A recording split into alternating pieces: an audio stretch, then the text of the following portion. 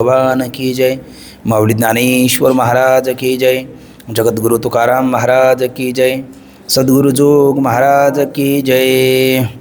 जो आनंद सत्य प्रकाश विभू आणि आधार नाम रूपास बुद्धी न जाणे आणि जाणेही त्यास तो अपार शुद्ध परमात्मा मीची असे. माझे अपार स्वरूप समुद्रावरती जनोतरंग ब्रह्मा विष्णू महेश गणपती सूर्यचंद्र वरुण यम निर्मिती देवी कुबेरही तैशीचे. जो सर्वज्ञ आणि दयाघन मुनी हृदय ज्याचे करते ध्यान त्याचे बुद्धी उपाधी करून मिथ्या भान माझे होत असे. ज्याच्या अज्ञाने भाषे जगत जसा दूरवरी सर्प दिसत परी दोई ठाईना सर्प जगत ते स्वतंत्र आणि स्वयंब्रह्म मीचे असे. पुण्यपुरुषी सदैव निष्काम बोधप्राप्ती कारणे भजवा राम. तो मीची आहे आत्माप्तकाम तरी न मनु कोणा करावे म्या. सुखम नित्यम सुप्रकाशम व्यापकम नामरूपयोः अधिष्ठानं बुद्धिबोध्यं बुद्धिर्दृग्यत्व निर्मलम् अपारं सर्ववेदान्त वेद्यं प्रत्यक्परं महः तदेवाहं न मत्तोन्यदिति मे निश्चिता मतिः. जयांची केली स्मरण होय सकळ विद्यांचे अधिकरण तेची वंदू श्रीचरण श्रीगुरूंचे ते नमस्कारो न्याता. विचारसागर तरंग 6वा परिच्छेद 17 क्रमांकाचा देशकालाच्या ठिकाणी कारणता आणि आकाशादिकांच्या ठिकाणी कार्यता प्रतीत होते त्याविषयी शंका व समाधान. विचारसागर तरंग 6वा परिच्छेद 17 क्रमांकाचा.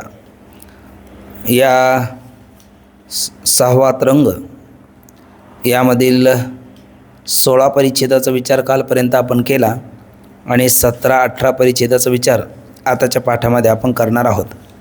यामध्ये 15व्या परिच्छेदामध्ये शिष्याने जी एक प्रकारचं आपण म्हटलो महाभारतात जसं एक प्रकारचा चक्रव्यूह हा प्रकार आहे, पण त्यातून अभिमन्यू नाही निघाला, पण त्या जागेवर जर भक्तराज अर्जुन असते तर निश्चित ते त्यातून बाहेर पडले असते. किंवा त्या औरंगजेबाने त्या आग्र्यामध्ये राजे शिवछत्रपती करता एक प्रकारचा इतिहासामध्ये चक्रव्यूह निर्माण केलं होतं, पण राजे शिवछत्रपती आपल्या ससैन्यासहित आणि शंभू बाळासहित त्या ठिकाणून सही सलामत बाहेर पडले. तसं या ठिकाणी या शिष्याने एक प्रकारचा चक्रव्यूहच निर्माण केलेला आहे, पण त्यातून सद्गुरू मात्र त्याला समाधानकारक उत्तर देऊन आणि वेदांताचा सिद्धांत अबाधित ठेवून स्वप्नाचं मिथ्यात्व आणि स्वप्नवत जागृती ही देखील कशी सिद्ध करतात हा प्रकार चालू आहे. म्हणजे मूळ उत्तर त्याचं महत्त्वपूर्ण जी शंका होती, तुम्ही अनिर्वचनीय ख्याती मानता की असत ख्याती मानता अन्यथा ख्याती मानता, तर ते उत्तर 16व्या परिच्छेदामध्ये दिलं. पण त्यामध्ये जे काही पोटशंका देखील होत्या त्याचा विचार पुढे 17 आणि 18 परिच्छेदामध्ये तोच विचार क्रमप्राप्त आजही येतो आहे. तर प्रसंग असा चालू आहे. 15 क्रमांकाच्या परिच्छेदामध्ये शिष्य महोदय बोलत आहेत का गुरुदेव देशकालाच्या ठिकाणी कारणता दिसते आणि आकाशाच्या ठिकाणी कार्यता दिसते, तर ती त्यांची जर मानली तर ते सत्यच जागृत पदार्थ सत्य होतील. आणि तुम्ही म्हणाल कारण नाही आणि आकाशादी कार्य नाही, त्यांच्यामध्ये कार्यकारण भाव नाही का, तर पूर्वोत्तर भावाचा अभाव आहे. पण मग त्यांच्या ठिकाणी कारणता देशकालाच्या ठिकाणी दिसते आणि आकाशादिका ठिकाणी कार्यता दिसते. बरं ती त्यांची नसेल तर अनुत्पन्न पदार्थाची प्रतीती येत नाही, मग ती प्रतीती येऊ नये. आणि तुम्ही म्हणाल नाही त्यांची नाही, पण ती मायाबलाने अघटित घटना पटियाईशी मायाबलाने त्यांची प्रतीती देशकालाच्या ठिकाणी कारणता आणि आकाशादिका ठिकाणी कार्यता प्रतीती कोणामुळे येते? मायाबलाने येते. मायाला ते काही अशक्य नाही, पण मग मायाबलाने प्रतीती येते म्हणायच्या नंतर अनुत्पन्न वंद्यापुत्रसुद्धा मायाबलाने प्रतीतीला आला पाहिजे. पण अनुत्पन्न वंद्यापुत्र जर प्रतीतीला येत नाही तर कोणाची प्रतीती येऊ नये? देशकालाच्या ठिकाणी कारणतेची देखील प्रतीती येऊ नये. बरं, या मान्याने असत ख्यातीचा अंगीकार केल्यासारखं होईल आणि असच्चेत न प्रतीयेत. आता या प्रसंगात तुम्ही काय म्हणाल? कारणता ब्रह्माची आहे आणि ती देशकालाच्या ठिकाणी दिसते. मग ब्रह्माची कारणता जर देशकालाच्या ठिकाणी दिसते तर तुम्ही कोणती ख्याती मानल्यासारखं होईल? अन्यथा ख्याती मानल्यासारखं होईल. यात पुन्हा 2 प्रश्न होतात. सगळ्याचंच अधिष्ठान ब्रह्मच आहे, देशकालाचंच अधिष्ठान ब्रह्म आहे असं नाही, तर आकाशादी सृष्टी समग्र जगत सगळ्याचंच अधिष्ठान ब्रह्म आहे. मग ब्रह्माची देशकाला ठिकाणी कारणता आणि आकाशाच्या ठिकाणी कार्यता असा भेद का व्हावा? दोन्ही ठिकाणी कारणताच प्रतीती यावी किंवा दोन्ही ठिकाणी कार्यताच प्रतीती यावी हा एक त्यामध्ये प्रश्न आहे. शिवाय या म्हणण्याने जरी असत ख्यातीतून तुम्ही बाहेर पडला तरी अन्यथा ख्यातीचा स्वीकार केल्यासारखं होईल. जे अन्यथा ख्याती मागे कधीतरी तुम्ही त्याचं खंडन केलेलं आहे.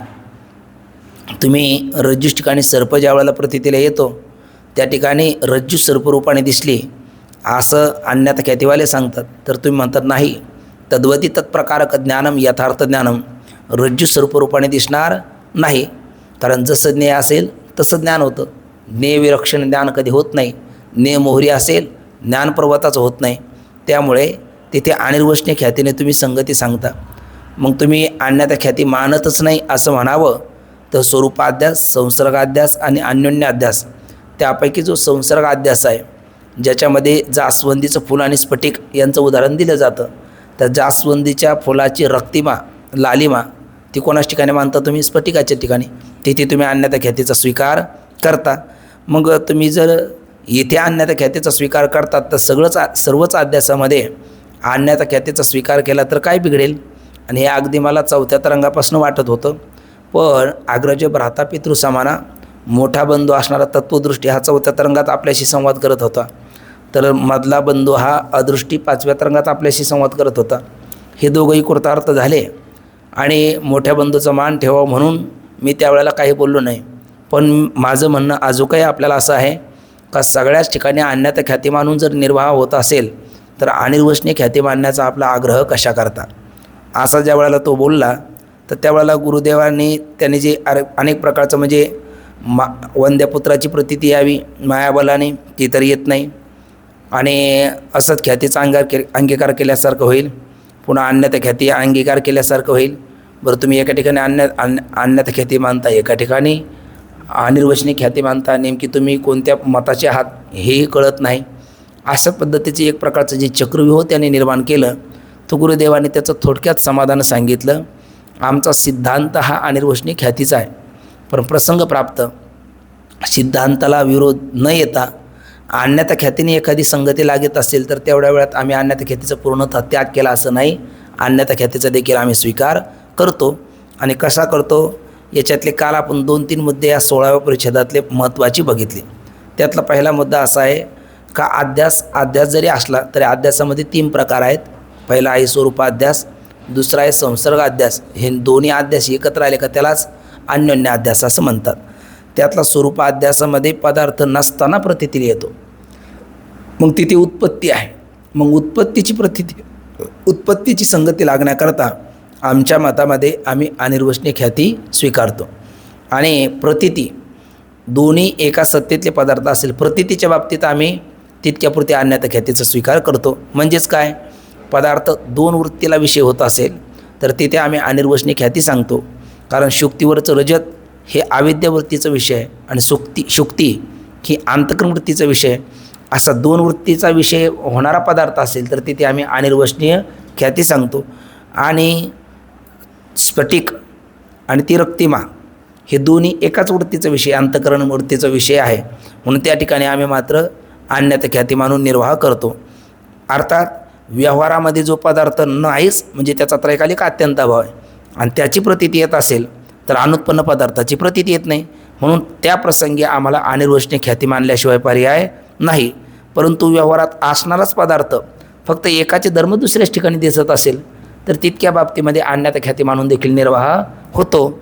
आणि त्याच्यापुढे सृष्टीदृष्टीवादात आणि दृष्टीसृष्टीवाद आहे ना, तर सृष्टीदृष्टीवाद म्हणजे ज्यामध्ये पदार्थाला ज्ञात सत्ता दिलेली आहे आणि 3 सत्ता मानून विचार चालतो, तर त्यावेळेला आम्ही म्हणजे रज्जू सर्प तिथे 3 सत्ता आहे ना, कारण रज्जूची व्यावहारिक सत्ता आहे, रज्जूपै चैतन्याची पारमार्थिक सत्ता आहे आणि त्या ठिकाणी दिसणाऱ्या सर्पाची प्रातिभाषिक सत्ता आहे. तिथे अनिर्वचनीय ख्याती आम्ही सांगतो. पण ज्या वेळेला शुक्ती आपलं हे स्फटिक आणि रजत या दोन्हीची एकच सत्ता आहे, व्यावहारिक सत्ता, आणि तिथल्या अधिष्ठानाची पारमार्थिक सत्ता अशा दोन सत्ता मानून विचार केला जातो, तर तिथे आम्ही मात्र प्रतीतीच्या बाबतीत अन्यथा ख्याती प्रसंग विशेष स्वीकारतो. म्हणजे एकंदर काय, एकंदर ज्या वेळेला दोन वृत्तीला विषय होत असेल तर अनिर्वचनीय ख्याती, एकाच वृत्तीला विषय होत असेल अन्यथा ख्याती. उत्पत्तीच्या बाबतीत अनिर्वचनीय ख्याती, प्रतीतीच्या बाबतीत अन्यथा ख्याती, स्वरूप अध्यासाच्या बाबतीत अनिर्वचनीय ख्याती आणि संसर्ग अध्यासाच्या बाबतीत अन्यथा ख्याती. अगदी स्वप्नाच्या बाबतीत सुद्धा स्वप्नामध्ये आपल्याला पदार्थ प्रतीतीला येतात. मग ज्या वेळेला स्वप्नामध्ये आपल्याला पदार्थ प्रतीतीला येतात तर त्या स्वप्नकालात स्वप्न वाटत नाही. पण मग स्वप्न नाही असं नाही. मग स्वप्न कालात स्वप्न सत्य का वाटलं, तर ती सत्यता कोणाची आहे, अंतकरण वृत्तीउपहित साक्षी चैतन्याची. आणि त्या साक्षी चैतन्याची सत्यता आपल्याला कोणाच ठिकाणी दिसते, स्वप्नस्थ पदार्थाच्या ठिकाणी साक्षी चैतन्याची सत्यता दिसते. मग ती असणारी सत्यता दिसते. म्हणून तिथे मग अधिष्ठान साक्षी चैतन्याची सत्यता आपल्याला स्वप्नस्थ पदार्थाच्या ठिकाणी दिसते. म्हणून तितक्या बाबतीत अन्यथा ख्याती मानली तरी चालेल. अन्याच्या अन्य ठिकाणी असणारी सत्यता तिथे प्रतीतीला येते. पण ते स्वप्नस्थ त्रिपुटी त्याचा अंतकरण वृत्तीउपहित साक्षी चैतन्य ठिकाणी काय आहे, त्रैकालिक अत्यंत अभाव आहे आणि त्याची तर त्या काळात प्रतीती येते. मग त्या उत्पत्तीच्या बाबतीत तिथे अनिर्वचनीय ख्यातीच मानली पाहिजे. म्हणजे थोडक्यात प्रतीती होत, त्या प्रतीतीच्या बाबतीत अन्यथा ख्याती आणि उत्पत्तीच्या बाबतीत अनिर्वचनीय ख्याती. कारण उत्पत्तीच्या बाबतीत अनिर्वचनीय ख्याती का, कारण पदार्थ तिथे अनुत्पन्न असताना दिसतो म्हणून तिथे अनिर्वचनीय ख्याती मानल्याशिवाय पर्याय नाही. कारण अनुत्पन्न पदार्थाची प्रतीती येत नाही हा आमचा काय आहे, सिद्धांत आहे. पण असणारा पदार्थ फक्त एकाचे धर्म दुसऱ्याच ठिकाणी दिसत असेल तर तेवढ्या बाबतीत आम्ही कोणती ख्याती स्वीकारतो, अन्यथा ख्यातीसुद्धा स्वीकारतो. म्हणजे त्याही ठिकाणी आम्ही अनिर्वचनीय ख्यातीच्या संगती लावू शकत नाही असं नाही. पण सहज जी संगती लागते त्याच्याकरता सरळ जेवत असताना आडवं असं का जेवावं आहे ना, विनाकारण श्रम का घ्यावे, म्हणून तेवढ्या बाबतीमध्ये मात्र आम्ही अन्यथा ख्याती स्वीकारतो. असा कालपर्यंत आपण विचार केला. आता त्यांनी पहिलाच प्रश्न काय केला होता, दुसरा एक प्रश्न, जर सगळ्या जगाताचंच अधिष्ठान कोण आहे, ब्रह्म आहे. जसं देशकालाचं अधिष्ठान ब्रह्म आहे तसं आकाशादी सृष्टीचं सुद्धा अधिष्ठान काय आहे, ब्रह्म आहे. आणि मग दोघांचंही अधिष्ठान जर ब्रह्म आहे तर देशकालाच ठिकाणी कारणता आणि आकाशादी ठिकाणी कार्यता असा फरक का व्हावा. दोन्ही ठिकाणी कारणताच प्रतीतीला यावी ब्रह्माची किंवा दोन्ही ठिकाणी कार्यताच प्रतीतीला यावी. एका ठिकाणी कारणता आणि एका ठिकाणी कार्यता असा भेद का व्हावा, असा जो त्यांनी केलेला प्रश्न आहे त्याचं उत्तर आता या 17व्या परिच्छेदामध्ये श्री गुरुदेव देतात. अभिप्रेत्य परिहार घेऊन म्हणजे त्याने केलेली शंका थोडक्यात त्याला आठवण करून देऊन त्याचं उत्तर काय आहे तो विचार गुरुदेव या ठिकाणी सांगतात. उत्तर असं आहे की त्याचं म्हणणं काय होतं की स्वप्नामध्ये आपल्याला देशकालही प्रतीतीला येतात आणि आकाशादी सृष्टीही प्रतीतीला येते आणि त्या दोन्हीचं अधिष्ठान कोण आहे, अंतकरण वृत्तीउपहित साक्षी चैतन्य. तसंच जागृतीमध्ये मुळात विषय असा चालू आहे का जागृती आणि स्वप्नामध्ये मिळीच विलक्षणता नाही, जसं ते तसं हे. आणि म्हणून स्वप्नामध्ये देशकाल आणि तिथली असणारी पदार्थ आकाशादी सृष्टी जे काही असेल त्यांची उत्पत्ती कशी आहे, युगपत आहे. युगपत असल्यामुळे त्यांच्यामध्ये पूर्वोत्तर भाव नाही, कार्यकारण भाव नाही आणि योग्य देशकाल सामग्रीचा अभाव, म्हणून स्वप्नातले पदार्थ काय आहे, मिथ्या आहे. तर हे जागृती मात्र स्वप्ने होणी निपटारे, मज बोलताना वाटे खरे. स्वप्न जागृती तर स्वप्नापेक्षाही निकृष्ट आहे. का बरे, स्वप्नाच्या उत्पत्तीकरता मांडूक्योपनिषदेमध्ये व्यावहारिक अल्पदेश आणि अल्पकालाचं तरी वर्णन आहे. अल्पदेश कोणता, कंटकत असणारी पुरितत नाडी, हितानाडी, जिचा केसाचा सहस्रावा हिस्सा असा आक्रमण आहे. आणि काल कोणता, एक क्षणाचा. भलेही योग्य नसेल पण व्यावहारिक अल्पदेश कालाचं तरी वर्णन स्वप्नाच्या बाबतीत भेटतं. पण जिथे जिथे ब्रह्मसूत्रामध्ये, त्यावरच्या आचार्याच्या भाष्यामध्ये व उपनिषदामध्ये व्यावहारिक जगताचा विचार आला तिथे कुठेही देशकालाचा विचार केलेला नाही. मग देशकाल योग्य आहे पण योग्य नाही, म्हणून स्वप्न जर मिथ्या असेल तर ज्या जागृतीची उत्पत्ती करतात देशकालच नाही, ती जागृती निश्चितच काय असली पाहिजे, मिथ्या असली पाहिजे. म्हणजे जागृती म्हणजे एक प्रकारचं काय, स्वप्नातलं देखील स्वप्न, स्वप्ने देखील स्वप्न आणि मृगजळी सासेन्नले वन, अशा पद्धतीचा प्रकार कोणाच्या बाबतीत आहे, जागृतीच्या बाबतीत. म्हणून जागृती ही निश्चित मिथ्या आहे. मग असं म्हटल्याच्या नंतर मग आता त्याचंच उत्तर चालू आहे. मग स्वप्न, आता जागृतीमध्ये तर देशकाल दिसतात की नाही, हो दिसतात. बरं त्यांच्या ठिकाणी कारणता दिसते का नाही? कारणताही दिसते. आकाशादी सृष्टी दिसते का नाही? तीही दिसते. आणि त्यांच्या ठिकाणी कार्यता दिसते. मग देशकालाच ठिकाणची दिसणारी कारणता आणि आकाशादी ठिकाणी दिसणारी कार्यता ती जर त्यांची मुळात नसेल तर ती कोणाची आहे? तर गुरुदेवाने उत्तर दिलं ते अधिष्ठान ब्रह्माचे आहे. कारण ब्रह्मच देशकालाचं अधिष्ठान आहे आणि आकाशादी सृष्टीचं अधिष्ठान कोण आहे? ब्रह्म आहे. मग प्रश्न काय पडला? ब्रह्म जर आकाशादी सृष्टी आणि देशकाल दोघांचं अधिष्ठान ब्रह्म आहे आणि ब्रह्म हे विवर्तोपादान कारण आहे, तर विवर्तोपादान कारण ब्रह्म हे जर देशकाल आणि आकाशादी सृष्टी दोघांचंही अधिष्ठान असेल तर त्या अधिष्ठान ब्रह्माची दोन्ही ठिकाणी कारणता दिसावी किंवा दोन्ही ठिकाणी कार्यता दिसावी. एका ठिकाणी कारणता आणि एका ठिकाणी कार्यता असा भेद का व्हावा? असा काय होता प्रश्न. तर त्याचं उत्तर देताना श्री गुरुदेव जे बोलतात तो म्हणजे हा 17 क्रमांकाचा परिच्छेद आहे. त्याचं उत्तर एवढंच आहे. आपण उत्तरही त्यातला आशय बघून घ्या, म्हणजे पंक्ती आपण वाचून घेऊ. उत्तर असं आहे की स्वप्नामध्ये आपल्याला स्वप्न पडलं आणि स्वप्नामध्ये पिता आणि पुत्र याची प्रतीती आली. मग स्वप्नातला पिता आणि पुत्र यांच्यामध्ये पूर्वोत्तर भाव आहे का? उत्तर आहे नाही. त्यांची युगपत उत्पत्ती आहे. पूर्वोत्तर भावाचा अभाव असल्यामुळे कार्यकारण भावाचा देखील अभाव आहे. पण स्वप्न कालामध्ये त्या स्वप्नामध्ये त्या पिता पुत्राची आपल्याला प्रतीती आली. त्यांच्यामध्ये पूर्वोत्तर भाव नसताना पूर्वोत्तर भाव प्रतीतीला आला. पूर्वोत्तर भाव प्रतीतीला आल्यामुळे त्यांच्या ठिकाणी कार्यकारण भाव प्रतीतीला आला आणि त्यामध्ये पुत्र आणि पुत्र आणि पौत्र म्हणजे पुत्र शरीराच्या ठिकाणी कारणता आणि पौत्र शरीराच्या ठिकाणी कार्यता ती कोणाची आहे? मूळ त्या ठिकाणी साक्षी चैतन्यच त्या दोघांचं अधिष्ठान आहे.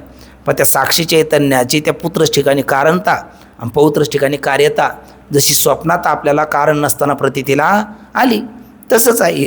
जसं ते तसं हे आहे ना, त्याच्यामध्ये काही फरक नाही. तसं जागृतीमध्ये देखील ब्रह्मचैतन्याच्या ठिकाणी या देशकालादी प्रपंच आणि आकाशादी सृष्टी यांचे देशकालादी आणि आकाशादी यांची उत्पत्ती कशी आहे? युगपतच आहे.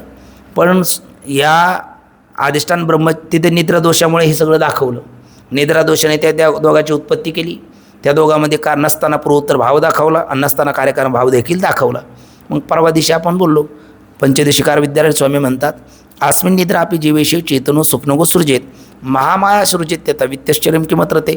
अरे आपली दीड दमडीची निद्रा स्वप्नामध्ये पिता आणि पुत्र नसताना उत्पन्न करते. त्यांच्यामध्ये बरं ते कोणाला दिसलं? ते स्वप्नात एक ब्रह्मचारी आहे, संन्यासी महात्मा आहे आणि त्याला स्वप्न पडलं. त्याला पिता पुत्र म्हणजे त्याला एकतर पत्नीच नाही पण त्याला कोण झाले? पिता पुत्रही प्रतीतीला आले. म्हणजे त्याचा मुलगा आणि त्याचा नातू प्रतीतीला आला. त्यांच्यामध्ये पूर्वोत्तर भाव नसताना पूर्वोत्तर भाव प्रतीतीला आला आणि पूर्वोत्तर भाव नाही म्हणून काही नाही, कार्यकारण भाव नाही, तो कार्यकारण भावही प्रतीतीला आला. का बरं? काही नाही, त्या ब्रह्मचारी महापुरुषाच्या अंतकरण वृत्तीउपे साक्षी चैतन्याच्या ठिकाणी हा सगळा स्वप्नस्थ व्यवहार प्रतीतीला आला आणि त्याला कारण कोणी? निद्रादोष आहे. म्हणजे त्या ब्रह्मचारी महापुरुषाची असणाऱ्या निद्रा त्या निद्रेने त्या पितापुत्राची उत्पत्ती केली. त्यांच्या नसणारा पूर्वोत्तर भाव दाखवला आणि नसणारा कार्यकारण भाव जसा स्वप्नात दाखवला तसं अघटित घटनापटी ऐशी माया दैवी येश गुणमयी माया नृत्या. मग ब्रह्मस्वरूपाच्या ठिकाणी अशी असणारी ही एक प्रकारची अज्ञान रूपी निद्रा, अविद्येच्या निदान विश्वस्वप्नाचा हा धांदा भोगीत होता प्रबुद्धा अनादिजो. मग अज्ञान रूपी निद्रेमध्ये झोपलेला हा जीवात्मा आणि त्याचं अधिष्ठान जे ब्रह्मचैतन्य आहे, त्या ब्रह्मचैतन्याच्या ठिकाणी या समष्टी असणारे माया व अज्ञानाने काय केलं? देशकाल आणि आकाशातील सृष्टी यांची उत्पत्ती कशी केली? युगपत केली. पण युगपत असताना त्यांच्यामध्ये काय दाखवला? पूर्वपर भाव दाखवला आणि पूर्वपर भाव दाखवून त्याच्यामध्ये कार्यकारण भाव देखील दाखवला. मग तो का दाखवला? म्हणजे एका ठिकाणी कारणता आणि एका ठिकाणी कार्यता का? दोन्ही ठिकाणी कारणताच का नाही, दोन्ही ठिकाणी कार्यताच का नाही? आता तू बोल. स्वप्नामध्ये त्या ब्रह्मचारी पुरुषाला जे पुत्र आणि नातू दिसलेत त्या पुत्र शरीराच्या ठिकाणी काय दिसते? त्या ब्रह्मचारी पुरुष अधिष्ठान चैतन्याची कारणताच दिसते आणि पौत्र शरीराच्या ठिकाणी कार्यताच दिसते. मग आज तिथे काय झालं? म्हणजे तिथे लगेच निद्रादोषाने. मग तसं इथे काय झालं? अनिर्वचनीय असणारे मायेने. पण मग तिथे ते मिथ्या आहे, मग हेही मिथ्याच आहे. तिथे अनिर्वचनीयता म्हणजे अनिर्वचनीय असणारे तो पौत्र, अनिर्वचनीय कारणतवान आणि अनिर्वचनीय असणारा पुत्र अनिर्वचनीय असणारा पुत्र कारणतवान आणि अनिर्वचनीय असणारा पौत्र हा कार्यतवान अशा प्रतीतीला आला. तसं जागृतीमध्ये देखील अनिर्वचनीय देशकाल अनिर्वचनीय कारणतवान आणि आकाशादी सृष्टी हे आणि रोशनी कार्यतवान हे प्रतीतीला येतात. कसं? जसं स्वप्नाप्रमाणे तसं इथे घडतं. आणि तिथे आपण जशी शंका घेत नाही का निद्रादोषात ते सामर्थ्य आहे, तसं इथेही शंका घेण्याचं कारण नाही, मायादोषामध्ये हे सामर्थ्य आहे. आणि खरं तर असं आहे का भगवंतानेच आपल्याला 3 अवस्था याच्याकरता दिल्या. कोणत्या? जागृती, स्वप्न आणि सुषुप्ती. समाधी ही एक अवस्था आहे, पण ती सामान्यतः सर्वांच्या अनुभवाची नाही. ती समाधी अवस्थेचा अनुभव घेण्याकरता योगीराज चांगदेवसारखी साधना करावी लागते. पण या 3 अवस्थेचा किंवा समाधी जर आपण थोडीशी प्रयत्नपूर्वक अर्जित केली तर आपल्याला असं लक्षात येतं तर त्याच्यातली जी जागृती अवस्था आहे त्याच्यामध्ये आपल्याला परमात्म्याच्या सद्रूपाची म्हणजे आत्मस्वरूपाच्या सद्रूपाची प्रतीती येते. स्वप्नावस्थेमध्ये छिद्रूपाची प्रतीती येते. सुषुप्ती अवस्थेमध्ये आनंद रूपाची प्रतीती येते. हे 3 अवस्था सच्चिदानंद घन पंढरीय परिपूर्ण कर ठेवणी जगन आपलं जाणून भक्ता भाऊलक्षण जगन प्रमाण दावितो. तर अशा सच्चिद आनंदरूप असणाऱ्या परब्रह्माची आत्मत्वाने त्याची प्रतीती घेण्याकरताच देवाने या 3 अवस्था दिलेल्या आहेत. कारण स्वप्नामध्ये चिद्रूपाचे का? कारण स्वप्नामध्ये ज्या वेळेला एखादा 10 बाय 10च्या खोलीमध्ये रात्रीच्या आमुष्याच्या काळ्याकोट्ट रात्रीमध्ये एकटा मनुष्य झोपतो. त्याला स्वप्नातलं सगळं पंढरपूर दिसतं. वारकरी काय जनसमुदाय तोच होतं. सगळ्याचं प्रकाशन कोण करतो? तोच करतो. मग रात्री अंधारात पाहण्याकरता सूर्य आहे का? त्याला बॅटरी आहे का? लाईट आहे का? लाईट बंद करून तो आमुष्याच्या काळ्या रात्रीत खोलीत झोपलेला आहे, तरीसुद्धा स्वप्नात सगळा प्रकाश झाला की नाही? म्हणजे तिथे स्वप्नातमध्ये त्या आत्मस्वरूपाच्या चिद्रूपाची स्वयंप्रकाश रूपाची त्याला काय आली? प्रतीती आली. आणि झोपेतून उठल्याच्या नंतर एखाद्या मित्राला विचारलं, हे गणपत एतावंतम कालम भवान किम अकरोत?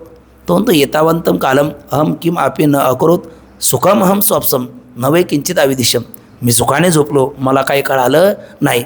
म्हणजे न कळणं हे अज्ञानाने आवृत्त असणारा सुषुप्तीतला आनंद त्याने अनुभवला की नाही? मग त्या ठिकाणी विषय तर नाही आणि आनंद तर आहे. या ठिकाणी आत्म्याच्या आनंद स्वरूपाची प्रतीती आपल्याला सुषुप्तीमध्ये येते. आणि जागृतीमध्ये सद्रूपतेची प्रतीती येते. म्हणजे मी आहे, माझं शरीर आहे, माझं घर आहे, जे काय असेल म्हणजे देहाबद्दल अहमाध्यास, तत्संबंधबद्दल ममाध्यास, असं अहंता ममता आहे ते दुःखास्पदे द्वे. पण ते आहे आहे आहे कोण आहे? खरं रज्जू आहे, सर्प नाही. पण रज्जूचा असणेपणा कोणाच ठिकाणी दिसला? सर्पाच ठिकाणी आहे ना. मृत्तिकेचा असणेपणा घटाच्या ठिकाणी. म्हणजे हात लावतो मृत्तिकेला आणि म्हणतो घट, हात लावतो तंतूला म्हणतो पट. तसं जागृतीमध्ये पाहतो ब्रह्माला म्हणतो जगत. पण मग त्या स्वभावाधिकरणे भासमानत्व मिथ्यात्व ज्या अधिष्ठानाच्या ठिकाणी अधिकरणाच्या ठिकाणी म्हणजेच अधिष्ठानाच्या ठिकाणी ज्या पदार्थाचा त्रैकालिक अत्यंत अभाव आहे तिथेच त्या पदार्थाची प्रतीती येते. म्हणजे तो पदार्थ नसताना दिसतो. मग नसताना दिसतो म्हणजे त्या आत्मस्वरूपाचंच अस्तित्व त्याच्या ठिकाणी दिसलं ना जागृतीत. म्हणजे जागृतीमध्ये सद्रूपाची, स्वप्नामध्ये चिद्रूपाची, सुषुप्तीमध्ये आनंद रूपाची आणि लागलीच समाधी तर सर्व तितातीततेची. म्हणजे या सगळ्याहून अतीत कोण आहे? आत्मा आहे. कारण आपण मागे पंचकोशाचा विवेक करताना बघितलं, जागृतीमध्ये जागृतीचा अन्वय आहे पण स्वप्न सुषुप्तीचा व्यतिरेक आहे. स्वप्नामध्ये स्वप्नाचा अन्वय आहे पण जागृती सुषुप्तीचा व्यतिरेक आहे. आणि सुषुप्तीमध्ये सुषुप्तीचा अन्वय आहे पण जागृती स्वप्नाचा काय व्यतिरेक आहे. म्हणजे एका अवस्थेमध्ये एक आहे तर इतर 2 नाही. पण जागृती मी कोणी अनुभवली? मी अनुभवली. स्वप्न कोणी बघितलं? मी बघितलं. आणि झोपेतून कोण उठलो? मी उठलो. असं म्हणताना मी कोणी कधी नाही, तिन्ही अवस्थेत आहे. बरं, याच्याही पुढे समाधीत गेलं तर या तिन्ही अवस्थेचा अभाव आहे पण मी मात्र तिथेही आहे. म्हणजे अशा पद्धतीने पाहिलं तर या सगळ्याच्या आतीत असणारा कोण आहे? मी आहे. अशा पद्धतीने समाधीमध्ये तितातीततेची काय येते? आपल्याला प्रतीती येते. बाबा तर म्हणत असतात या 3 अवस्थेचा जरी विचार केला शांत चित्ताने तर मनुष्य कृतार्थ होईल, मुक्त होईल. वेगळं काही त्याला करण्याची आवश्यकता नाही. कदाचित त्याकरताच येण्याची शरीर आहे, शरीरा येणे सरे किंबहुना इरधारे चिरापडे मनुष्य देहाचे निज्ञाने सच्चिदानंद पदवी घेणे एवढा अधिकार नारायणे कृपावलोकने दिधला असे. मग आपण शांत दांत चित्ताने विचार जर केला तर काही नाही. स्वप्नामध्ये स्वप्नाचा दृष्टांत करायचा, सुषुप्तीमध्ये अनुभव घ्यायचा आणि जागृतीमध्ये विचार करायचा. आणि विचारात निरसले प्रपंच सहज सांडवले मग तत्वता तोरले ज्ञानी अशा 3 अवस्थेचा विचार जरी केला तर मनुष्य काय होईल? कृतार्थ होईल. म्हणजे स्वप्नामध्ये दृष्टांत करायचं जसं ते तसं हे घटवायचं, हे जागृतीत घटवायचं. आणि सुषुप्तीमध्ये सर्वाच्या आतीत माझं आत्मस्वरूप कसं आहे याचा काय करायचा? अनुभव घ्यायचा. म्हणजे अनुभूती करता दिलेली अवस्था कोणती आहे? सुषुप्ती अवस्था आहे. दृष्टांत करता दिलेली अवस्था कोणती आहे? स्वप्न अवस्था आहे. आणि विचाराकरता दिलेली अवस्था कोणती आहे? जागृत अवस्था आहे. या 3 अवस्था याचा जर विचार केला तर मनुष्य कृतार्थ होतो. तसाच एक विचार या ठिकाणी सांगितला. कोणता? अरे बाबा, तू म्हणतो की स्वप्नाचं आपलं त्या ब्रह्मच जर देशकालाचं आणि आकाशादी सृष्टीचं अधिष्ठान आहे, तर एका ठिकाणी कारणता आणि एका ठिकाणी कार्यता का प्रतीती लिहावी? मग असा प्रश्न तू स्वप्नात विचार ना स्वतःला. स्वप्नामध्ये ब्रह्मचारी, निपुत्रिक किंवा अविवाहित, संन्यासी असा एखादा महात्मा आहे आणि त्याला जर स्वप्न पडलं आणि त्याला जर पुत्र आणि पौत्र म्हणजे मुलगा आणि नातू याची प्रतीती आली, तर ते मुलगा आणि नातू याच्यामध्ये पूर्वोत्तर भाव नसल्यामुळे कार्यकारण भाव नाही. कार्यकारण भाव नसल्यामुळे त्यांच्या ठिकाणी आपलं पूर्वोत्तर भाव नाही म्हणून कार्यकारण भाव नाही, कारण त्याची उत्पत्ती युगपत आहे. तरीसुद्धा पुत्र काय वाढतो? कारण वाढतो. आणि पौत्र काय वाढतो? कार्य वाढतो. मग त्या ब्रह्मचारी पुरुषाचीच आहे ना, म्हणजे ब्रह्मचारी पुरुष म्हणजे अधिष्ठान अंतःकरण वृत्ती साक्षी चैतन्य, याचीच निद्रा दोषामुळे पुत्र शरीराच्या ठिकाणी काय दिसली? कारणता. आणि पौत्र शरीराच्या ठिकाणी काय दिसली? कार्यता. तशी इथे दिसतं. जसं तिथे तसं इथे आहे. मग त्या बाबतीत तू संदेह घेत नाही तर इथे घेऊ नको. मग तिथे जर तू म्हणशील ठीक आहे, तिथलं का आम्ही सांगू निद्रा दोषाने, मग इथलं का माया दोषाने. तिथलं निद्रा का करते? निद्रा आहे ती करते. मग इथलं माया का करते? तिचंच नाव माया आहे ना. अघटित घटनापट्टी यायची माया. माया काय करू शकत नाही? माया काहीही करू शकते. अशा पद्धतीने गुरुदेव उत्तर देतात. पंक्ती वाचतो बघा. देशकालाच्या ठिकाणी कारणता आणि आकाशादिक ठिकाणी कार्यता प्रतीत होते, त्याविषयी शंका व समाधान. जर ब्रह्माची कारणता देशकालाच्या ठिकाणी प्रतीत होते, तर आकाशादी प्रपंचाच्या ठिकाणी कारणता का प्रतीत होऊ नये? मग एक म्हणजे देशकालाच्या ठिकाणी कारणता प्रतीती येते, तर आकाशादी ठिकाणी सुद्धा काय प्रतीती यावी? कार्यता. थोडक्यात काय, दोन्ही ठिकाणी देशकाल आणि आकाशादी प्रपंच या दोन्हीचं अधिष्ठान कोण? ब्रह्म. मग ते दोन्ही ठिकाणी कारणता रूपानेच प्रतीती यावं का दोन्ही ठिकाणी कार्याता रूपाने प्रतीती यावं? ते देशकाला ठिकाणी कारणता रूपाने आणि आकाशादी सृष्टी ठिकाणी कार्यात रूपाने असा भेद का व्हावा, अशी काय आहे शंका. मग जसे देशकालाचे अधिष्ठान ब्रह्म आहे, तसेच आकाशादी सृष्टीचे अधिष्ठान हे कोण आहे? ब्रह्मच आहे. अशी शंका शिष्याने 15व्या परिच्छेदामध्ये केली होती. तिचे समाधान असे आहे की जसे स्वप्नात पिता पुत्राची दोन्ही शरीरे उत्पन्न होतात. स्वप्नामध्ये पुत्र दिसतो आणि पिताही दिसतो, आणि दोघांची शरीरे कशी उत्पन्न झाली? तिथे युगपत उत्पन्न झाले. म्हणजे झाल्यामुळे त्यांच्यामध्ये काय आहे? पूर्वोत्तर भावाचा अभाव. आणि पूर्वोत्तर भावाचा अभाव म्हणजे आहे म्हणजे म्हणूनच कार्यकारण भावाचा अभाव. पण तरीसुद्धा त्या अंतःकरण वृत्ती साक्षी चैतन्याची त्या स्वप्नातल्या पुत्र आणि नातू आहे ना, तर पुत्र शरीराच्या ठिकाणी काय दिसते? कारणता. आणि पौत्र शरीराच्या ठिकाणी ते काय दिसते? कार्यता. मग अधिष्ठान साक्षी चैतन्य दोघंच आहे, पण एका ठिकाणी कारणता प्रतीतीला आली अधिष्ठानाची आणि एका ठिकाणी कार्यता प्रतीतीला आली. कशामुळे? निद्रा दोषामुळे. जशी स्वप्नात पिता पुत्राची दोन्ही शरीरे उत्पन्न होतात आणि दोन्ही शरीराचे चैतन्यच अधिष्ठान असते, तरीही पितृशरीराच्या ठिकाणी अधिष्ठान चैतन्याची कारणता प्रतीत होते आणि पितृजन्य अशी पुत्र शरीराच्या ठिकाणी कार्यता प्रतीत होते. जसं स्वप्नात घडतं अगदी त्याच रीतीने जसं ते तसं हे. मग याच रीतीने अधिष्ठान ब्रह्मचैतन्याचा संबंध कोणाशी आहे?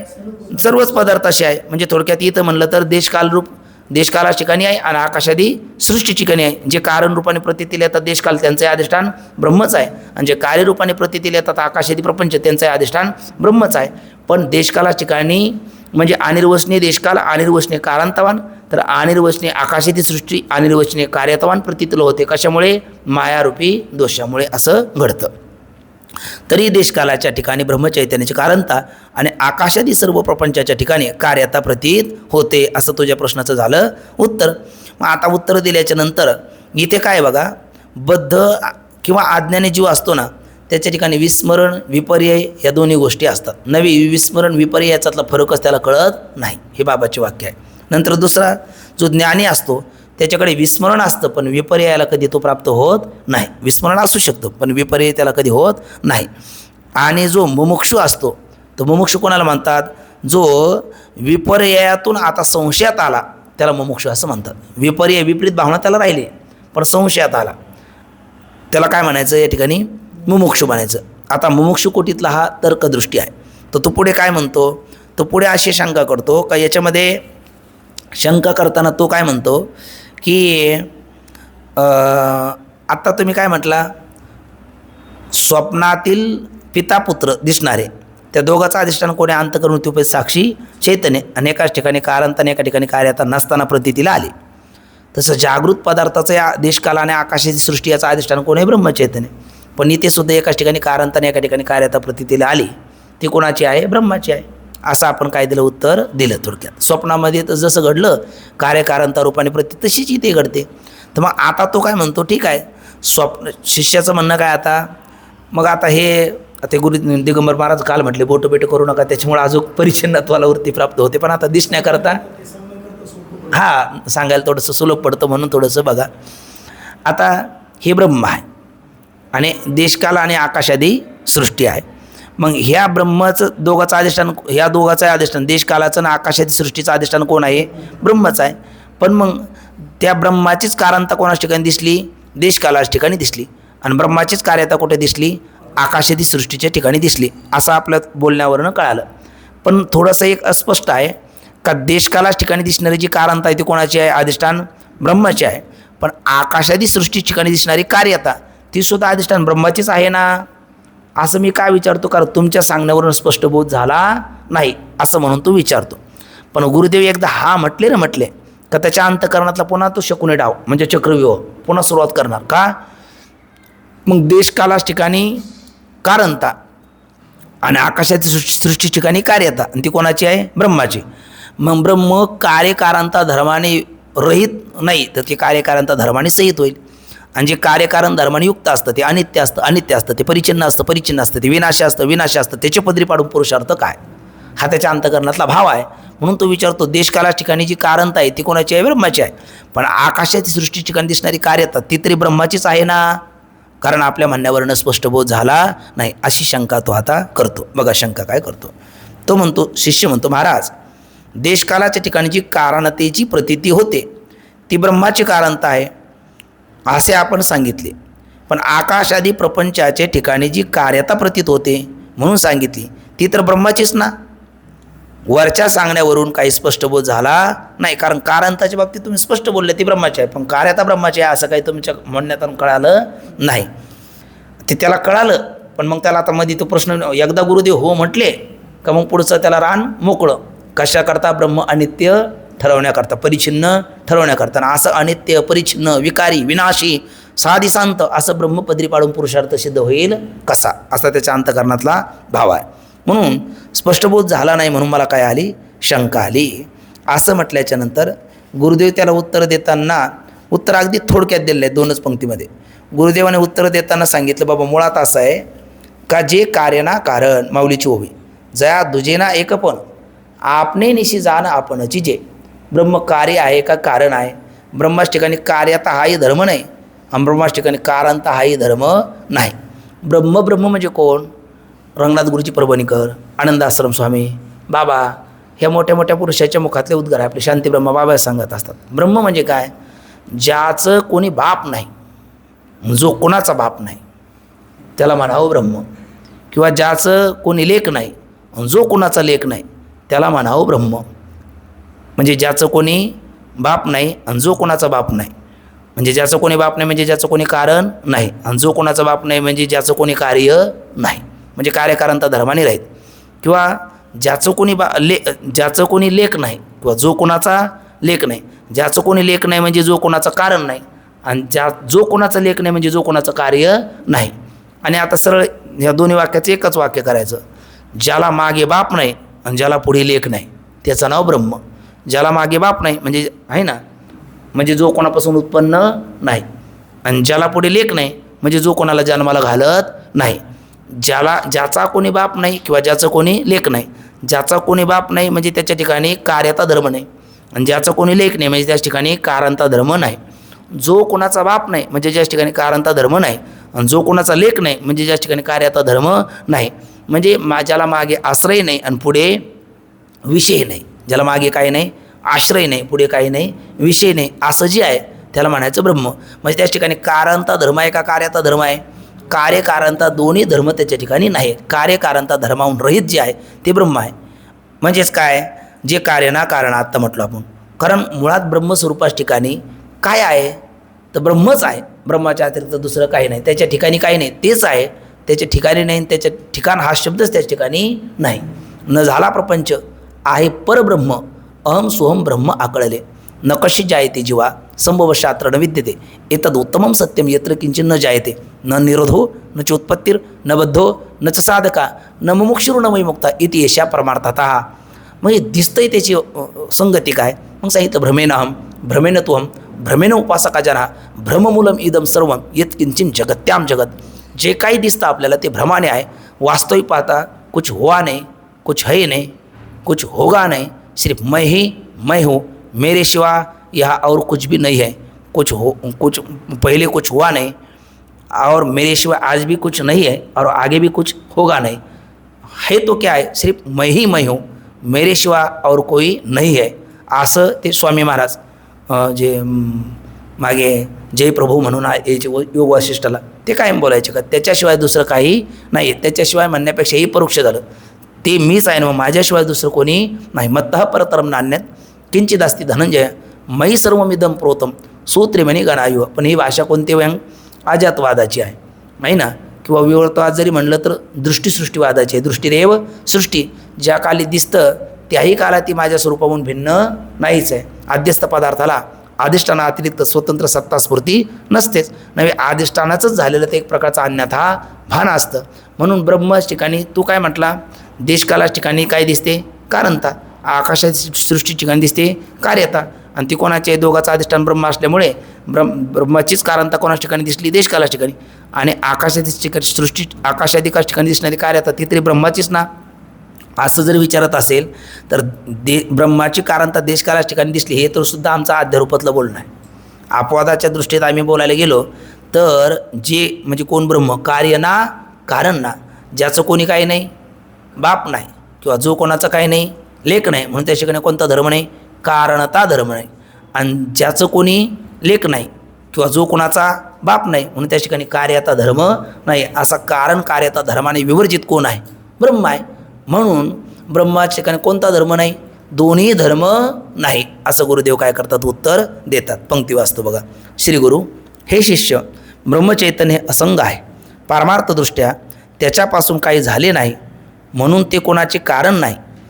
आणि म्हणजे कारणता धर्म त्याच्या ठिकाणी मुळीच नाही आहे का नाही. त्याच्यापासून काही झाले नाही म्हणजे ते कोणाचा बाप नाही किंवा त्याचा कोणी लेख नाही हा या वाक्याचा अर्थ. तसेच ब्रह्मचैतन्य कोणापासून उत्पन्न झालेले नाही म्हणून त्याच ठिकाणी काही नाही कार्यता हा धर्मसुद्धा नाही. म्हणजे थोडक्यात काय, ज्याचं कोणी बाप नाही आणि जो कोणाचा लेख नाही म्हणून त्याच्या ठिकाणी कार्यता हाही धर्म नाही. म्हणजेच काय, कार्य कारणता धर्माहून ब्रह्म कसा आहे, असंग आहे. असंगोही अयम पुरुषा न तसे कार्यकरणांच्या विद्यते असं उपनिषद सांगतात. असंग असणारा परमात्मा आहे, त्या ठिकाणी कारणता धर्मही नाही आणि कार्याता धर्मही नाही. असं म्हटल्याच्या नंतर शिष्य बोलू लागला. आता तो सरळ बोलतो बघा. तो काय म्हणतो, कोण कारण, ब्रह्म कारण. कोण कार्य, देशकालाच ठिकाणी दिसते कारणता ना आकाशाच्या ठिकाणी दिसणारी कार्यता. मग आता तुम्ही सांगितलं ब्रह्म कार्य कारणता धर्माने दोन्हीने रहित आहे. म्हणजे ब्रह्म कारणही नाही कार्य नाही. आणि मग कार्यकारणता दिसू लागली. कारणता कोणाच ठिकाणी, देशकालाच ठिकाणी. कार्यता कोणाच ठिकाणी, आकाशाच्या ठिकाणी. मग त्यांची जर ती मानली म्हणजे देशकालाच ठिकाणी दिसणारी कारणता ती ब्रह्माची नाही मग कोणाची आहे, त्यांचीच आहे. आकाशाची सृष्टी ठिकाणी दिसणारी कार्यता त्यांचीच आहे. मग त्यांची जर असेल तर योग्य देशकालापासून योग्य आकाशाची सृष्टी कार्यकारण भाव निर्माण झाला म्हणजे ते काय माना, मग जागृती सत्य माना. त्यांची स्वतःची असेल तर ती सत्य माना, कारण ती योग्य देशकालापासून योग्य आकाशाची सृष्टी निर्माण झाली म्हणून त्यांना काय माना, सत्य माना. आणि त्यांची स्वतःची जर नसेल तर ती कोणाची आहे ते प्रश्नाचं उत्तर द्या. असं काय करतो आता हा शंका विचारतो. बघा एवढा एक धावता परिच्छेद घेऊ. देशकालाच्या ठिकाणी कारणता प्रतीत होते ती कोणाची, याविषयी शंका व समाधान. शिष्य म्हणतो आता पुन्हा अशी शंका येते की मग देशकालाच्या ठिकाणी कारणता आणि आकाशादी सृष्टीच्या ठिकाणी कार्यता प्रतीत होते ती कोणाची. जर त्यांची स्वतःचीच असेल तर योग्य देशकाल कारण आहेत आणि योग्य आकाशाची सृष्टी कार्य आहेत.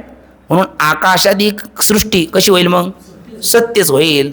आणि जर त्यांची कारणता जर त्यांची कार्यकारणता स्वतःची नसेल तर ती त्यांच्या ठिकाणी प्रतीत होते. मग ती अनुत्पन्न पदार्थाची तर प्रतीत येत नाही, मग ती प्रतीत होते ती तरी कोणाची आहे, या प्रश्नाचं काय करा, उत्तर द्या. या प्रश्नाचं उत्तर देताना गुरुदेव त्याला उत्तर असे देतात. एक संस्कृत विचारसागरामध्ये एक छोटंसं वाक्य या ठिकाणी वापरलेलं आहे. बुद्धी यत्र कुंठी भवेत तत्र.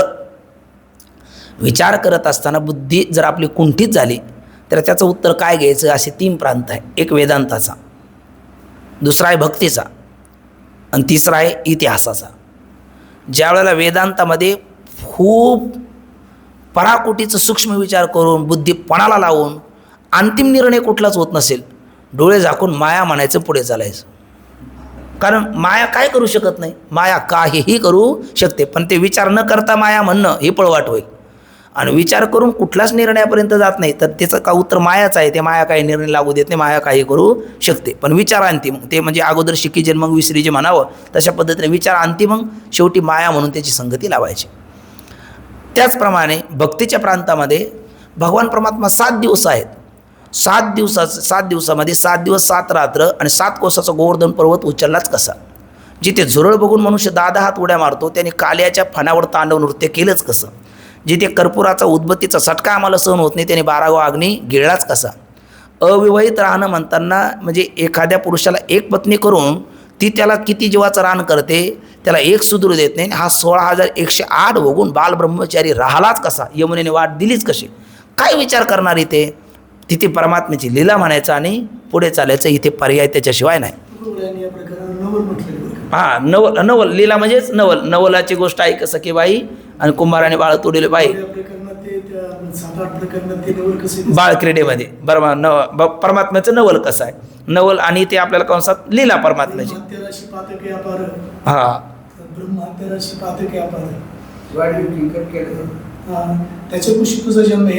हां हां, म्हणजे ब्रह्म हत्याराशी पातकी अपार.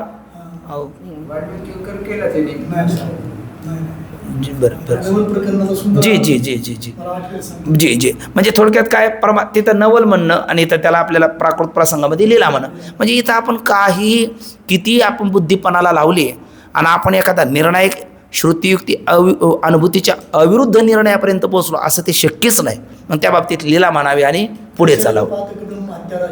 दशरथ पातक ब्रह्म हत्याराशी, हा नवल त्याचे कुशी जन्म तुझा. म्हणजे दशरथ आणि ते श्रावण बाळ त्यांची ब्रह्महत्या घडली ना, आणि त्याच्या पोटी तुझा काय झाला, जन्म झाला. कसा झाला, नवल आहे. नवल आहे म्हणजे काय, लीला आहे त्याची. लीलेमध्ये तो काही करू शकतो. म्हणजे तिथे पंचभ्रातारा द्रौपदी सती, हां पतिव्रता असं तिला बोललेलं आहे ना. हां आहे ना, नवल म्हणजे पंचभ्रातार तिला आहे आणि ती म्हटली पतिव्रता कशी, नवल आहे. नवल आहे म्हणजे काय, लीला आहे परमात्म्याची. ती लीलेमध्ये हे घडू शकतं. आणि पुराणामध्ये किंवा इतिहासामध्ये आपण खूप बुद्धिपणाला लावून सुद्धा आपल्याला निर्णायक निर्णय देता येत नसेल तर त्यावेळेला कल्पभेदाने त्याची संगती लावायची. एक साधं उदाहरण, भावार्थ रामायण आणि तुलसी रामायण. आता रामायण तर अनेक आहेत, पण एक 2 रामायण डोळ्यासमोर आपण घ्या. त्या भावार्थ रामायणामध्ये कैकेयीचे 2 मुलं सांगितली आणि तुलसी रामायणामध्ये सुमित्रेची 2 मुलं सांगितली. तुलसी रामायणामध्ये तुलसीदास जे म्हणतात तो लक्ष्मण आणि शत्रुघ्न हे 2 सुमित्रेचे पुत्र आहेत. आणि तिने ज्येष्ठाची जे ज्येष्ठ सेवा तेमज द्यावी पतिदेवा, हेच आवडी माझ्या जीवा, सत्य स्वभाव प्रित्यर्थ नाथांची ओवी आहे. तर तिने काय केलं, पण ती नाथांनी फक्त भरताकरता लक्ष्मणाकरता घेतली. तुलसीदासजीचं म्हणणं आहे की तिने आपला शत्रुघ्न नावाचा पुत्र कैकेयीच्या पुत्र म्हणजे भरताच्या सेवेत दिला, लक्ष्मण नावाचा पुत्र कौशल्याच्या रामाच्या सेवेमध्ये दिला. म्हणजे 2 पुत्र तुलसीदासजींनी सुमित्रीत सांगितले, कोण, शत्रुघ्न आणि लक्ष्मण. आणि इकडे नाथबाबाकडे आपण भावार्थ रामायणामध्ये गेलात तर ते म्हणतात कैकेयी, जसं संत वाङ्मयाप्रमाणे कैकेयी रुसली तेथे विघ्न झाले, घारेने ते नेलेनेच भागा, पिंड घारेने झडपिला, इकडे अंजनीने तो शिविला. कारण ऋषमुख पर्वती अंजनी तपकरी, आठवेला अंतरी सदाशिव, तपाची अंती शिव झाला प्रसन्न, मागे वरदान काय इच्छा. मग येरी म्हणे तुझा याचा व्हावा मज पुत्र, ज्ञानी भक्त पवित्र उत्तम गणी. भगवान शंकर म्हणतात माझ्यासारखा तर मीच आहे, आता मीच येतो पोटी. आणि मग म्हणत असे शिव अंजोळी पसरुणे, बैस माझे ध्यानी समाधाने, वायुदेव येऊनी प्रसाद देईल तुझला, भक्षिका वहिला अविलंबे. आणि मग ते पिंड घारीने झडपेला, अंजनीने तो शिविला. मग अंजनीच्या तपासाठी महारुद्र आले पोटी, पण कैकेयीला आता प्रसादच राहिला नाही ना. मग या दोघी काय करतात, आपल्यातला थोडा थोडा भाग काढतात आणि तो कोणाला देतात, कैकेयीला देतात. पण ती लवकर ते घेत नाही, तिला ते दुसऱ्याचा भाग तिच्या पोटात लवकर जात नाही. मग वशिष्ठ अभिमंत्रित करून पाणी देतात, ती घेते आणि त्याद्वारा तिला 2 पुत्र होतात, कोण, भरत आणि शत्रुघ्न. म्हणजे थोडक्यात काय, भरत कैकेयीचाच आहे आणि लक्ष्मण सुमित्रेचंच आहे, हे तुलसीदासही सांगतात आणि नाथबाबाही सांगतात. पण शत्रुघ्न नाथबाबा म्हणतात तो कैकेयीचा आहे आणि तुलसीदासजी म्हणतात तो सुमित्रेचा आहे. मग आता हे दोन्ही संत साक्षात्कारी आहे. दोन्ही संत हे प्रभू रामचंद्राचे फार मोठे भक्त आहेत. नाथबाबा तर म्हणतात मी निजलो असता जाण राम थापटी मजा आपण म्हणे उठी करी रामायण ते कोण मी न कराया. अहो मी झोपला असताना राम मला सतत उठायचे आणि उठ रामायण सांग बघू. मी म्हटलं देवाला, देवा ते रामायण त्रेतायुगात घडून गेलं, त्याच्यामध्ये द्वापार युग गेलं, आता कलियुग आलं, बरं माझं आयुष्य थोडं राहिलं, कसं मला ते शक्य आहे. म्हणले मी तुला प्रत्यक्ष दाखवतो ना लाईव्ह, मग आणि परमात्म्याला काय अशक्य आहे. आणि मग ते फक्त लिखाण काम करायचं. मग त्याच्यामध्ये तर अशी घटना येते, सगळे डॉक्टर बाबा सांगत असतात, बरेच महात्मे मी चंद्रशेखर महाराजांच्या मुखातनं ऐकलं. तर त्या ज्या वेळेला लंकेचं आणि लंकेतील अशोक वाटिकेचं वर्णन नाथबाबा करायला लागले, तर तिथल्या फुलाचं वर्णन करायला लागले. तर नाथबाबा म्हणतात ती फुलं कशी आहेत, तर श्वेत वर्णाची आहे, पांढऱ्या वर्णाची आहे. बरं जिथे जिथे रामकथा चालते तिथे सूक्ष्म रूपामध्ये हनुमंतराय असतातच, कारण रामकथा श्रवण करण्याकरता ते प्रत्येक ठिकाणी असतातच, कुठल्या ना कुठल्या रूपात येतं. नाथबाबा पैठणला आहेत ना, आपलं ते हनुमंतराय आहेत, नाथबाबा सांगतात पोती. आणि त्यावेळेला एका म्हाताऱ्याच्या वेशात असणारे हनुमंतराय म्हणतात ती फुलं ती लाल वर्णाची होती, तांबड्या रक्तवर्णाची होती. नाथबाबा म्हणतात नाही मी काय असं ते बोलणार नाही, राघव मला जसं दाखवतात तसं मी लिहितो. बरं त्या हनुमंतरायाने जे उड्डाण केलं ना, त्या प्रसंगामध्ये नाथबाबा इतकी एकरूप होऊन का नाथबाबा त्या वाड्यातून उठून येऊन पत्रावर पडले होते म्हणजे बाहेरचे. म्हणजे इतकं एकरूप होऊन ते जे रामायण ते लिहितात, प्रभू रामचंद्र त्याला दाखवतात. आणि मग नाथबाबा म्हटले नाही पण हनुमंतराय मान्य करे ना. हनुमंतराय म्हणू लागले मी स्वतः तिथे गेलो तुम्ही काय नाही म्हणता. मग हे दोघं म्हणू लागले जाऊ द्या, मी आता लिहित आहे, राम मला दाखवत आहे, तुम्ही जानकी सीताईचा शोध लावायला गेला, पण ज्या तिथे होताच त्या आईसाहेबाला विचारू. जानकी आईला बोलवलं, तुम्ही सांगा. जानकी आईनं तिसराच प्रकार काढला, ते म्हणले ती फुलं निळी होती. हनुमंतराय म्हणतात रक्तवर्णाची होती, जानकी माता म्हणते नीलवर्णाची होते, आणि नाथबाबा म्हणू लागले श्वेतवर्णाची होती. मग आता तिघाचे स्वामी कोण. शेवटी दास्यत्व निकट हनुमंतेपायी केले म्हणून देखील रामचरण हनुमंतराय दास आहे. नाथबाबा तर रामानेच त्यांना आग्रह केला, ते रामरायाचे भक्त आहेत, आणि जानकी सीता तर त्यांची अर्धांगिनी आहे. मी तिघही स्वामीकडे गेले, सांगा कोणाचा निर्णय खरा. देवाने तिघाकडे एकदा बघितलं आणि समजतं तिघंचंही सत्य. म्हणले सत्यमेव जे आहे ते, पण चार नसतात ना, हे कसं. तर म्हणले मग खऱ्यातलं खरं नाथाचं आहे. आणि जानकी सीतेला सांगितलं तुझं चुकीचं नाही, हनुमंताला म्हटले तुझं मी तीळ मात्र चुकीचं नाही, पण खऱ्यातलं खरं मात्र नाथांचं आहे. म्हणले देवा हे कसं. तर त्या रावणाच्या क्रोधापोटी द्वेषापोटी रावणाचा तुला राग आला होता, आपण म्हणतो ना त्याला असा राग आला आणि रक्त नेत्रात उतरलं, इतका भयंकर राग आला. आणि त्या रक्त नेत्रात उतरणं हा जो प्रकार असतो त्यामुळे तुला ती फुलं सगळी रक्तवर्णाची दिसली. आणि निळी रजनी वाहे मोती सारणी किंवा ते पंढरीपुरीचा निळा लावण्याचा पोतळा, नीलवर्णाचे प्रभू राघव, आणि त्यांचं चिंतन करत असल्यामुळे ते सगळे सृष्टी त्याला निळ्या फुलाची तुला दिसले, आणि जशी आहे तशी मात्र नाथांना दिसली. मग असं जर असेल तर नाथ लिहितात, मग शत्रुघ्न कोणाचा म्हटला पाहिजे. नाथाच्या सांगण्यावरनं तो आपल्याला त्या कैकेयीचा नाही, तुळशीदासजीचं सांगणं सुमित्रेचा आणि नाथाचं सांगणं कैकेयीचा. मग तुळशीदासजीचा अधिकार नाथांसारखाच आहे. मग नाथांचं खरं मानावं का तुळशीदासचं खरं मानावं. दोन्ही युगपुरुष आहेत, दोन्ही क्रांतदर्शी महापुरुष आहे, दोघंही प्रभू रामचंद्राचे सगुण साक्षात्कारी आहे. मग आता काय करतात, इथे कल्पभेदाने संगती लावायची. एका कल्पात नाथबाबा म्हणतात ते बरोबर, आणि दुसऱ्या कल्पात तुळशीदासजी म्हणतात ते बरोबर. आता विठ्ठलपंत म्हणजे ज्ञानोबरायाचे पिताश्री, त्यांनी तीर्थयात्रा केली खरं आहे, पण निळोबराय आणि नामदेव महाराजचं ज्ञानोबराय समकालीन, आणि निळोबराय त्यांच्यानंतर त्यांच्याच परंपरेत तुकोबरायचे सत्शिष्य, म्हणजे नामदेव महाराजचेच एक सत्शिष्य. मग गुरु काय म्हणतात ते नामदेव महाराज तीर्थयात्रा सांगितली, पण नामदेव महाराजचं म्हणणं अगोदर उत्तरेतली नंतर आपल्या दक्षिणेतली, आणि त्याची विपरीत निळोबराय म्हणतात नाही अगोदर इथली आणि नंतर ती काढली. एवढाच काय फरक आहे. पण मग कोणाचं मत प्रमाण मानायचं. दोघंही प्रमाण आहे, पण दोन कशी होईल. मग एका कल्पात निळोबराय म्हणतात ते खरं आणि दुसऱ्या कल्पात आपलं नामदेव महाराज म्हणतात ते खरं. असं इतिहास पुराणामध्ये काही विपर्यास दिसत असेल आणि खूप सूक्ष्मबुद्धीपणाला लावूनसुद्धा एक निर्णायपर्यंत आपण जर जात नसेल तर त्याची संगती इतिहासाने लावायची. भगवंताच्या लीलेमध्ये आपल्याला कुठलाच निर्णय अंतिम होत नसेल आणि आपली बुद्धी कुंठित होत असेल शेवटी निर्णयाअंती, तर तिथे मात्र लीला या पदाने संगती लावायची. आणि मायेमध्ये आपल्या वेदांतामध्ये खूप पराकोटीचा निर्णय करूनसुद्धा श्रुतियुक्ती अनुभूतीच्या अविरुद्ध एक निर्णायपर्यंत आपण जात नसेल तर माया म्हणून आपण पुढे चालायचं. मग अघटित घटना पटियायशी माया. एवढंच या प्रश्नाचं उत्तर आहे. तो काय म्हणू लागला, इकडे बघा आता हे कोण ब्रह्म हे कोण, देशकाल हे कोण, आकाशाची सृष्टी एका ठिकाणी दिसते कारणता, एका ठिकाणी दिसते कार्यता. कारणता कोणाची बोललात तुम्ही, ब्रह्माची. मग कार्यता सुद्धा ती ब्रह्माचीच ना. आणि असं म्हणलं तर ब्रह्माच्या ठिकाणी काय येईल, कार्यकारण भाव येईल. पण गुरुजीने सांगितलं जे कार्य ना कारण जया दुजे ना एक पण. मग पूर्ण प्रश्न आला. मग ठीक आहे, मग देशकाला ठिकाणी दिसणारी जी कारणता आहे आणि आकाशाच्या ठिकाणी दिसणारी कार्यता आहे ती जर त्यांची स्वतःची असेल तर सत्य म्हटले पाहिजे, आणि त्यांची नसेल तर अनुत्पन्नाची प्रतीती येत नाही. ते कोणाची आहे ते तरी आपण सांगितलं पाहिजे, आहे ना. तर गुरुदेव म्हणतात स्वप्नामध्ये खरं ब्रह्मचार्याला तेच पुन्हा उत्तर घ्या. एखादा ब्रह्मचारी संन्यासी अविवाहित पुरुष त्याला जर स्वप्न पडलं तर त्याला पुत्र होईल का नातू होईल. खरं पुत्र आणि नातू होण्याकरता कोण पाहिजे, पहिले पत्नी पाहिजे. याच्या पत्नीच नाही, पत्नीच नाही तर पुत्र आणि नातू होईल कसा. पण स्वप्नात झाला ना. मग स्वप्नामध्ये त्या पुत्राच्या ठिकाणी काय दिसली, कारणता. पौत्र शरीरा ठिकाणी कारणता. मग ते अधिष्ठान ब्रह्माचे आहे का, अधिष्ठान ब्रह्माचा कोणाचा कोणाशी नगडे संबंध. समसत्ता पदार्थ साधक बाधक होतात, विषम सत्ताक होत नाही. अधिष्ठान साक्षी चैतन्य कोणत्या सत्तेतलं, पारमार्थिक सत्तेतलं. आणि ते पदार्थ कोणत्या सत्तेतली, प्रातिभाषिक सत्तेतली. मग त्यांच्यामध्ये कार्यकारण भाव होणार नाही.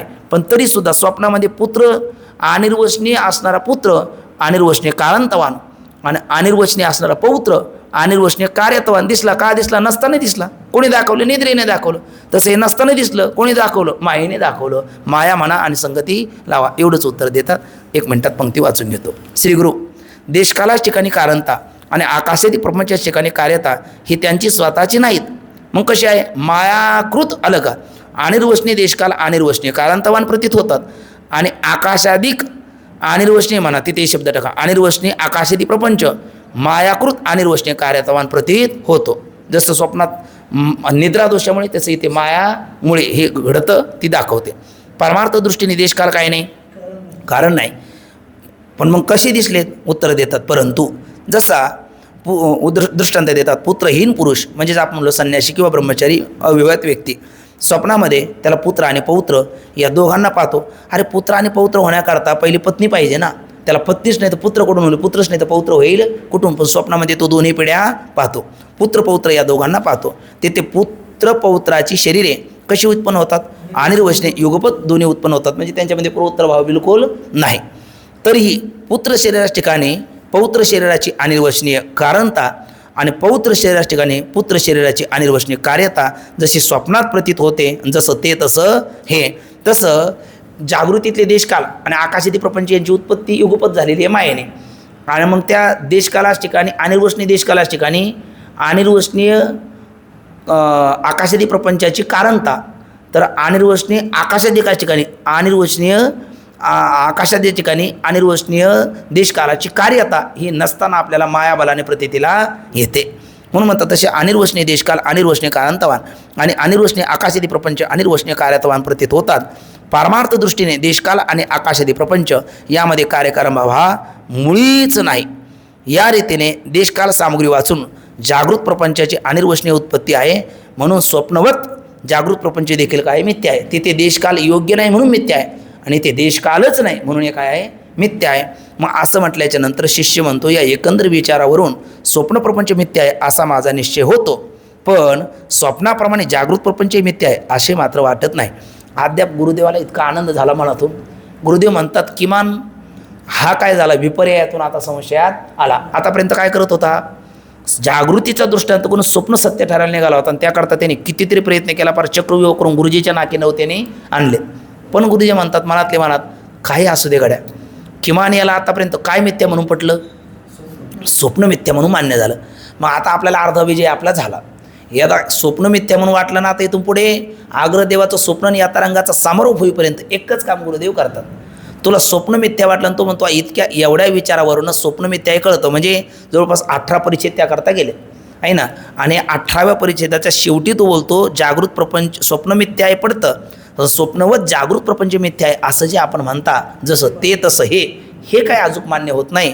गुरुदेवाला आनंद झाला आणि गुरुदेव म्हणतात स्वप्न प्रपंच मिथ्या आहे असा निश्चय तुझ्या मनात कसा झाला तेवढं सांग.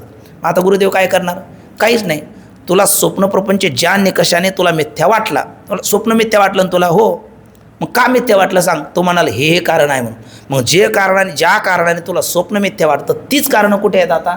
जागृतीत. फक्त जसं ते तसं हे गुरुदेव घटवत चालणार, उष्ट्रलकुटिका न्यायाचा प्रयोग करणार, त्याचंच काष्ट घ्यायचं आणि त्याच्याच पाठीवर दणका द्यायचा आणि चल पुढे. कारण त्याने आतापर्यंत तसंच केलेलं आहे ना. मग गुरुदेव काय करणार? तसंच करणार. तुला स्वप्न ज्या कारणामुळे मिथ्या वाटताना तेच कारण जागृतीमध्ये घटवणार. तर पुढे येणाऱ्या उद्याच्या परिच्छेदामध्ये 5 कारणं स्वप्नाच्या मिथ्यत्वाची ते सांगतो. आणि या कारणामुळे मला स्वप्न मिथ्या वाटतं, पण ती कारणं त्याला कुठे दिसत नाही, तूर्त जागृती दिसत नाही, म्हणून त्याला जागृती सत्य वाटते. तर गुरुदेव काय करणार? ती 5ही कारणं कुठे घटून देणार? जागृतीमध्ये. म्हणून जसं ते तसं हे, अशा पद्धतीचं गोड विचार येतो. त्याचा विचार आपण उद्याच्याला करूया. पुंडलिक वरदारी विठ्ठल, श्री ज्ञानदेव तुकाराम, पंढरीनाथ भगवान की जय, माऊली ज्ञानेश्वर महाराज की जय, जगद्गुरु तुकाराम महाराज की जय, सद्गुरु जोग महाराज की जय.